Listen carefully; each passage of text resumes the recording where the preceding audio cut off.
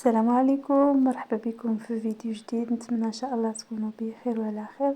اليوم ان شاء الله غنتعرفوا على النبته العجيبه اللي قليل اللي كيعرفها.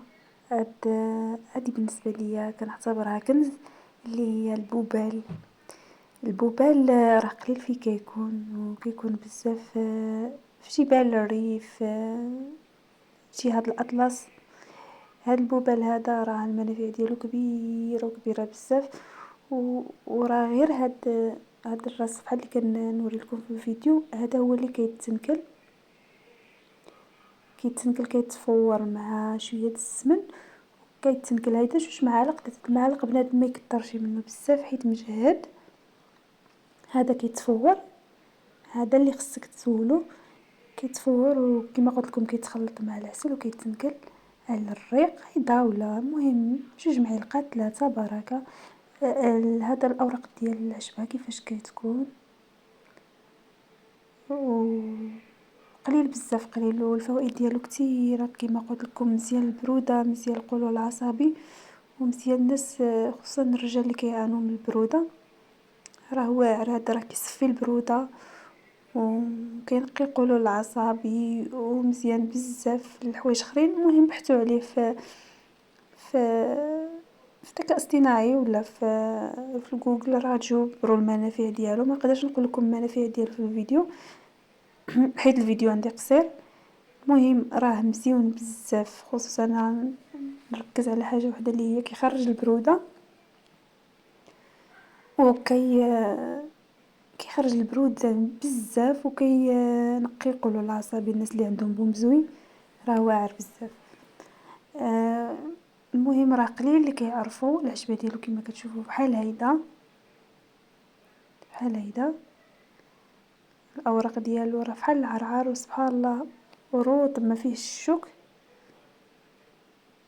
وهذا اللي كيكون ملي كيكون صافي وجد طاب، يعني كيكون داك الراس ديالو بحال الاحمر، بحال الوردي، بحال الكرونه. وهاد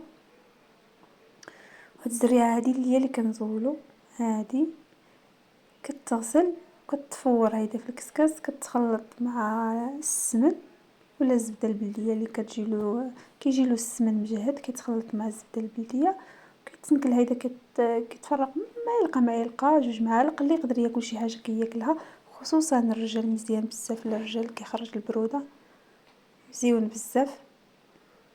سبحان الله كما قلت لكم، راه الطبيعه فيها منافع كبيره ما كنعرفوهاش، قليل اللي كيعرف شي حاجه. وحنا هنا بحال الخوت اللي كيعرف شي منافع على شي عشبه ولا على شي نبته يبارطاجيها معنا. وهاد العشبه راه قليل فين كتكون بزاف في جبال الريف وفي الاطلس، اللي هو البوبال. حنا كنسميوه الجهه ديالنا البوبال.